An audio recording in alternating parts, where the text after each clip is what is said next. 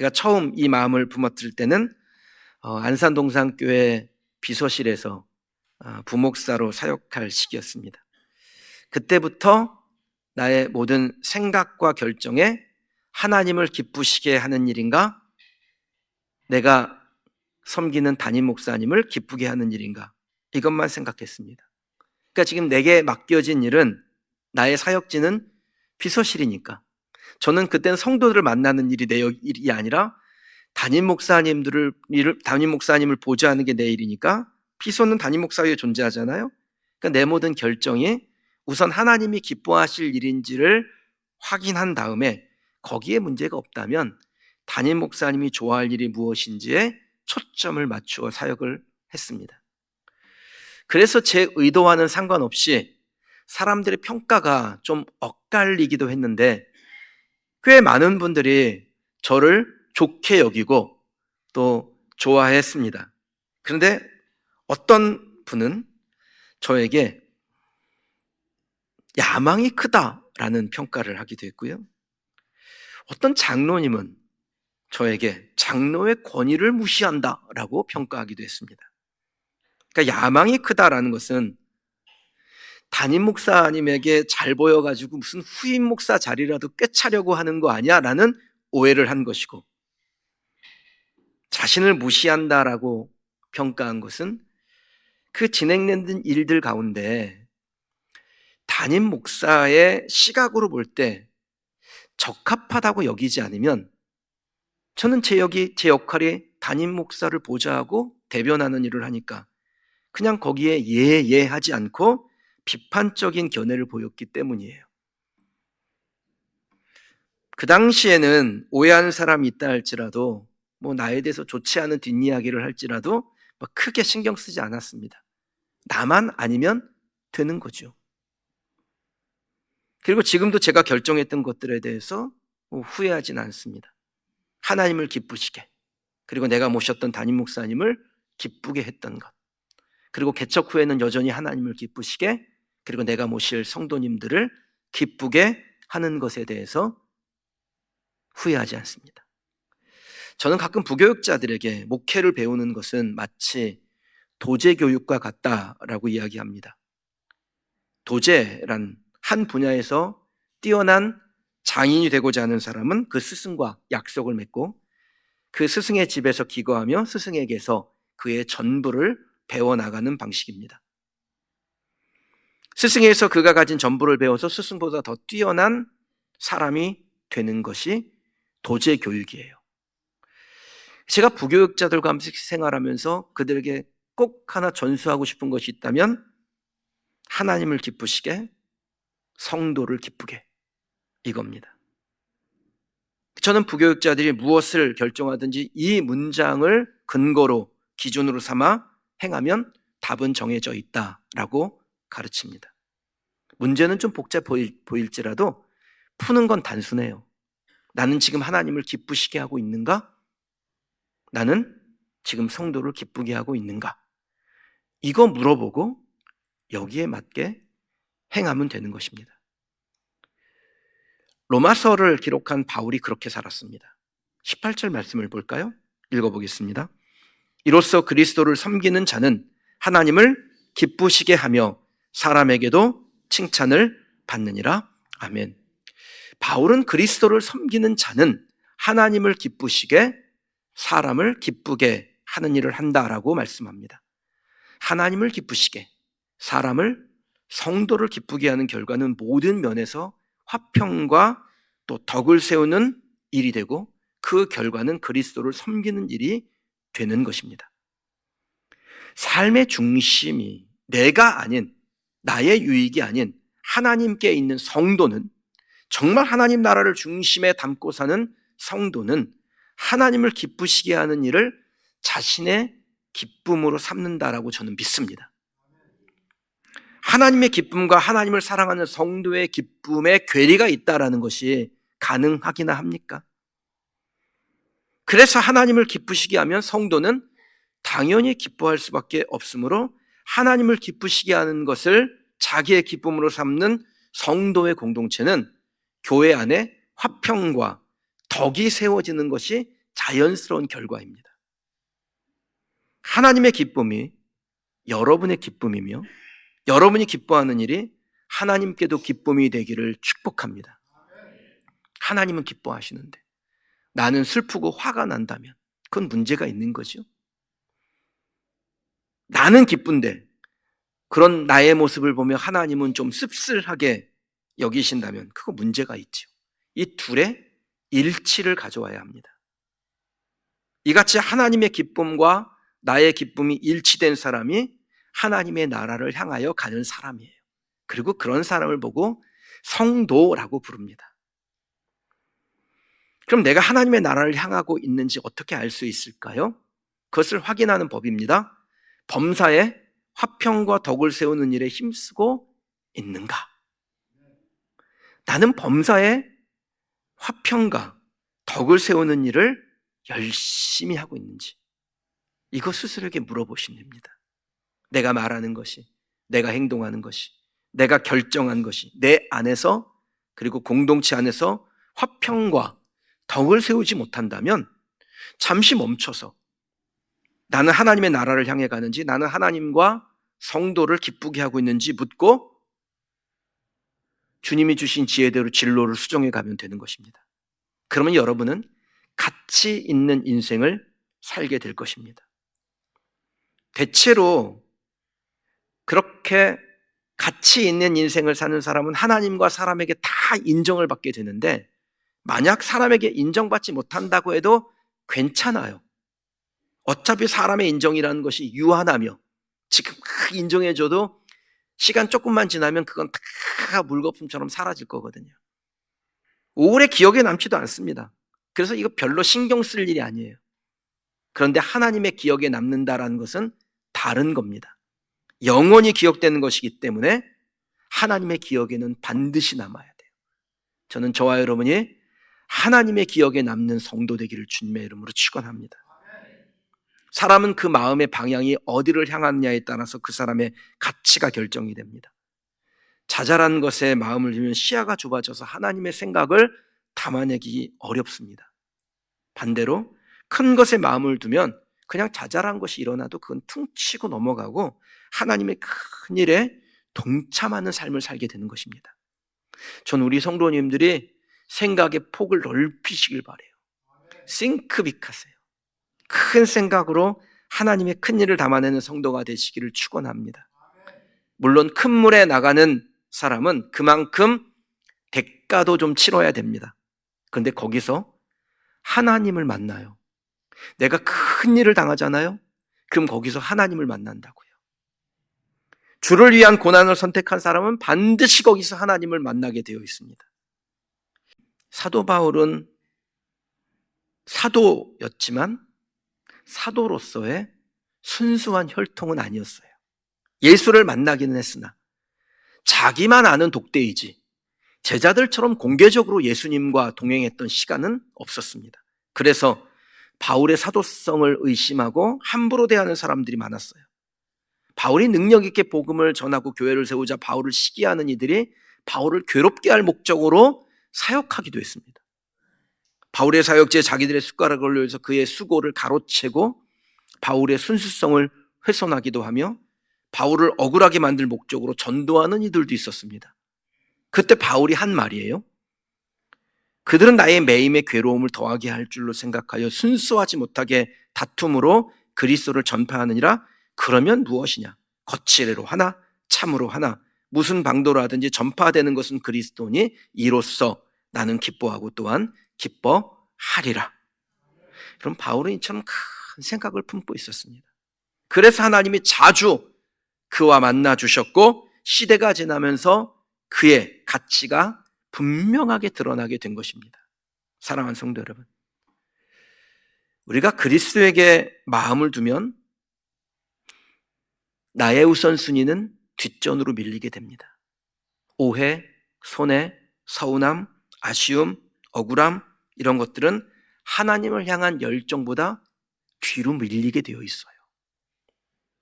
저는 가끔 제 우선순위와 하나님의 일이 충돌할 때 스스로에게 다짐하고 또 아내에게 고백해 주는 말이 있는데 그 마음이 상한 순간에 지금은 교회만 생각한다.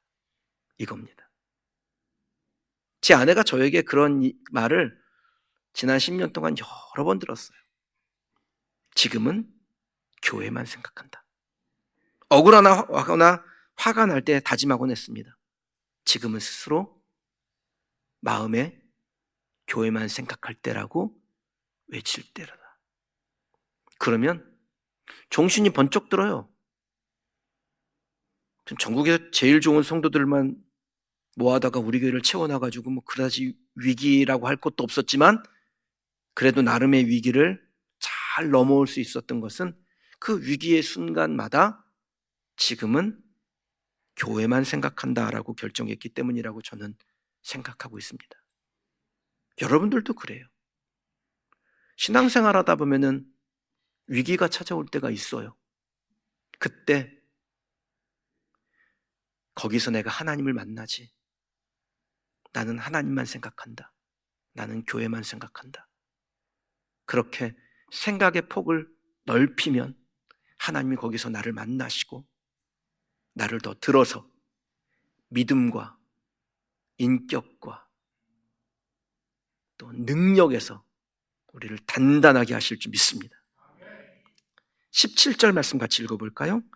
하나님 나라는 먹는 것과 마시는 것이 아니요 오직 성령 안에 있는 의와 평강과 희락이라. 아멘. 바울의 마음이 지금 어디로 향하고 있습니까? 먹는 것, 마시는 것, 노는 것, 그 자기의 유익이 아니라 성령께서 주관하시는 가운데 자기의 생각이 옳음이 아닌 성령의 인도하심을 따르는 과정에서 나오는 의와 평강과 희락의 그 중심을 두고 있다는 거예요. 그래서 흔들리지 않는 사역자가 되는 것입니다. 사랑하는 성도 여러분, 하나님 나라를 향하여 가는 마음은 단순합니다. 뭐가 하나님 나라의 일인가요? 먹고 마시는 것에 방향을 잡으면 그건 하나님의 나라의 일이 아닐 가능성이 커져요. 반대로 의와 평강과 희락으로 우리의 방향을 잡고 가면 하나님 나라의 일이 될 가능성이 점점 커집니다. 셀 모임을 하실 때요, 같이 모여서 먹고 마실 수 있어요. 그런데 그것만 한다면 하나님 나라는 그 공동체의 중심에서 곁으로, 옆으로 배제될 겁니다. 그래서 먹고 마시는 일만 하다 보면 다툼이 일어나는 거예요. 그러나 먹고 마시는 일조차도 하나님 나라를 위한 연합의 도구가 되게 한다면 그 방향과 결과는 달라질 겁니다. 저는 여러분들이 마음을 잘 지켜내요. 하나님 나라에 마음을 두는 성도, 먹고 마심조차도 성령 안에서 의와 평강과 희락을 생산해내는 성도가 되시기를 주님의 이름으로 축원합니다. 바울은 극적으로 주님을 만났어요. 그 전까지 그는 극단적인 율법주의자였습니다. 근데 예수님을 만나고 완전히 변하게 되죠. 예전에는 형식에 매여서 사람의 평가에 주목하는 율법을 집중했는데 예수를 만나고서부터는 예수님의 선택과 결정이 가장 중요한 것이 되었습니다. 지난주 본문에도 그렇고요, 오늘 본문에도 먹는 문제가 나오죠. 복음이 이방인들에게로 흘러가면서 유대인이었다면 신경 쓰지 않아도 될 문제가 불거졌습니다. 유대인들은 먹는 문제에 있어서 이미 습관화가 되어 있기 때문에 뭘 먹어야 되는지 뭘 먹지 말아야 되는지 이게 그냥 체질화가 되어 있어 문제가 될 일이 없어요. 그런데 이방인들은 달랐습니다. 그 당시 로마 사회는 우상 숭배가 만연한 사회죠. 그래서 시장에서 파는 그 고기들은 대부분이 황제의 신상에 참배되고 나온 제물, 우상 제단에 한번 올려졌다가 내려온 제물이에요. 그러니까 믿는 이들이 이걸 먹을 수 있느냐, 먹어서는 안 되느냐, 이게 논쟁이 되었다라는 겁니다. 여러분은 어떻게 생각하십니까? 제사상에 올라간 음식 먹어도 됩니까? 먹으면 안 됩니까? 실제로 저 어렸을 때요, 우리 어머니께서 명절이 되면 이제 큰 집에 갔는데 가기 전에 신신당부를 했어요. 제사상에 올라갔던 음식에는 손도 대지 말라고 했어요. 하도 엄하게 하셔가지고 저는 정말 제사상에 올라간 음식에 마귀가 독탄 줄 알았어요. 그래서 명절마다 제사상에 안 올라갔던 김치 반찬하고만 먹었습니다. 막 사촌 형들이 갈비 뭐 이런 거 막 먹으라 그러면은 저 괜찮아요. 저는 김치가 좋아요. 그리고 김치하고만 먹었어요. 아마 여러분 중에도 이런 경험이 있으신 분들이 있으실 거예요. 이게 잘한 일입니까? 그것이 내가 선택한 신앙이라면 잘한 거예요. 나는 그까짓 거 제사상에 올라가는 음식 안 먹어도 그만이야. 난 김치만 먹어도 하나님이 나를 건강하게 하시고 능력 있게 하셔. 이게 내 선택이라면 괜찮아요. 근데 두려움이나 압력에 의한 선택이라면 그건 좋은 선택이 아닙니다. 20절 읽어볼까요? 음식으로 말미암아 하나님의 사업을 무너지게 하지 말라. 만물이 다 깨끗하되 꺼리낌으로 먹는 사람에게는 악한 것이라. 우상 제물이 되었던 음식에 대하여 바울의 일관된 어조는 먹어도 아무 문제 없다입니다.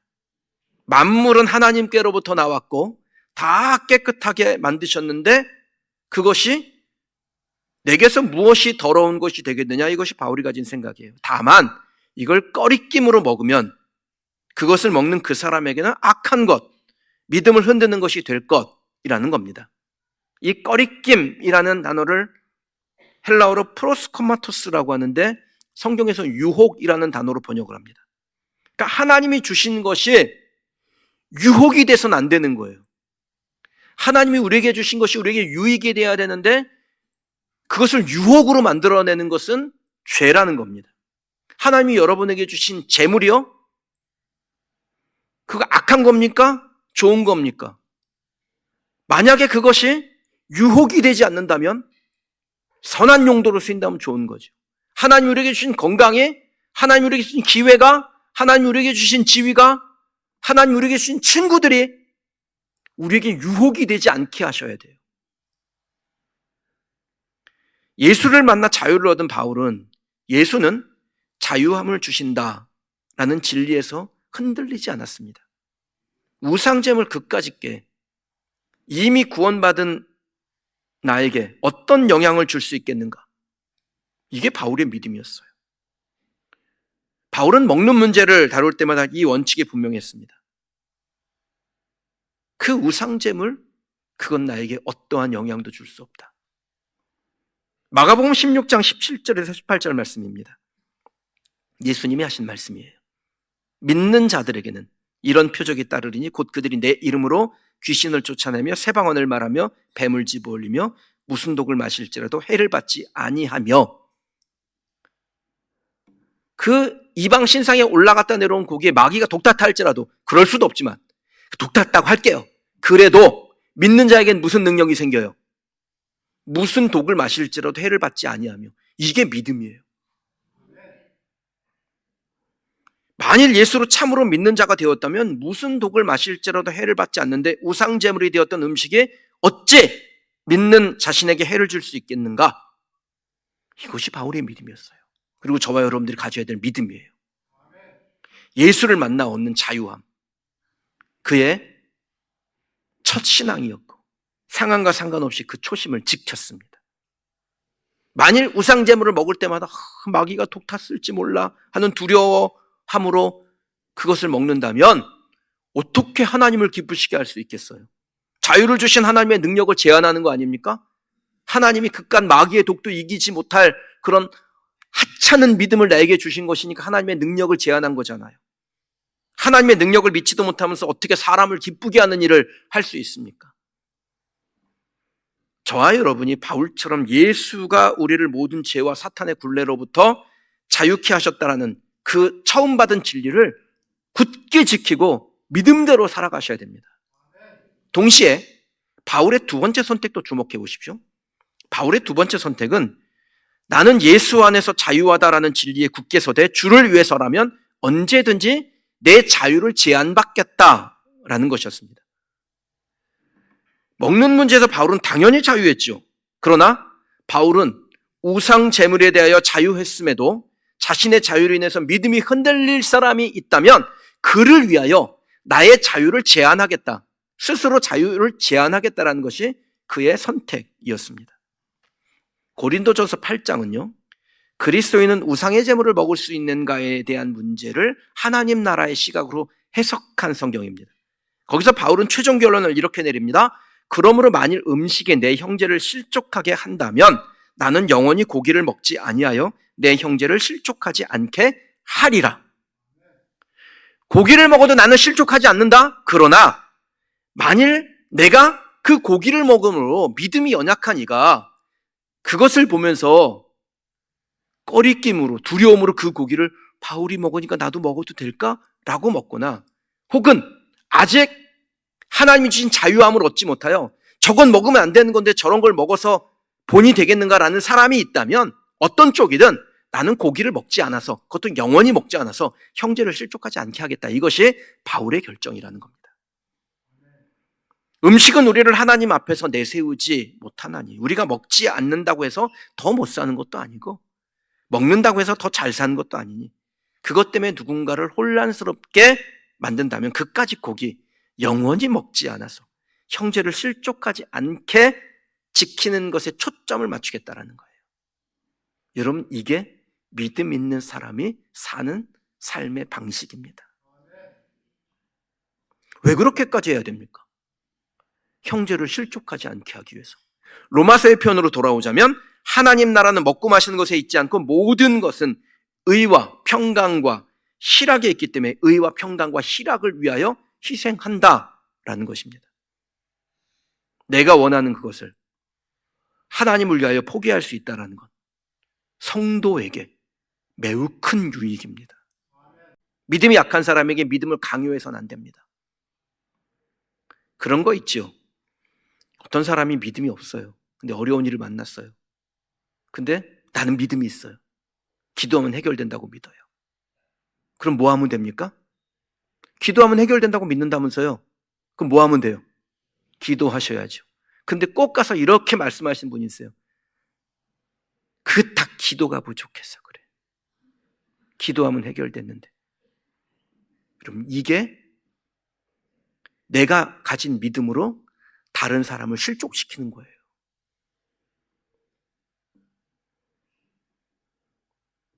형제를 실족하게 할 수 있습니다. 나의 믿음이. 나의 자유가 형제를 실족하게 할 수 있습니다.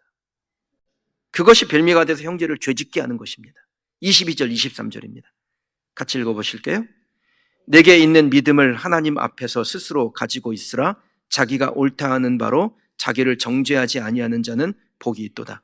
의심하고 먹는 자는 정죄되었나니 이는 믿음을 따라 하지 아니하였기 때문이라. 믿음을 따라 하지 아니한 것은 다 죄니라. 아멘. 믿음을 따르고 그것에 정죄당하지 않으면 복이 있는 것입니다.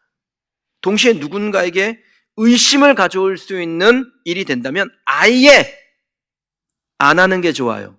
누구를 위해서요? 혹시 실족할 그를 위해서. 내 믿음의 선택의 강요가 다른 누군가에게 실족시키는 일이 될 수 있습니다. 믿음을 따라오지는 못하는데 압력을 받아서 혹은 감정에 의해서 따라하게 되면 뭐가 됩니까? 믿음을 따라하지 아니하는 것은 다 죄라 그랬어요. 그러니 저와 여러분들이 믿음에 굳게 서서 그 믿음을 따라가는 건 중요한 일입니다. 그런 성도가 되셔야 돼요. 동시에 바울의 두 번째 선택이잖아요. 나는 다 자유하다. 첫 번째 선택, 두 번째 선택. 난 자유하나. 혹시 나의 자유함으로 인하여, 나의 믿음으로 인하여 실족할 리가 있다면 나는 내 자유를 제한한다. 이것이 성도의 삶인 줄 믿습니다.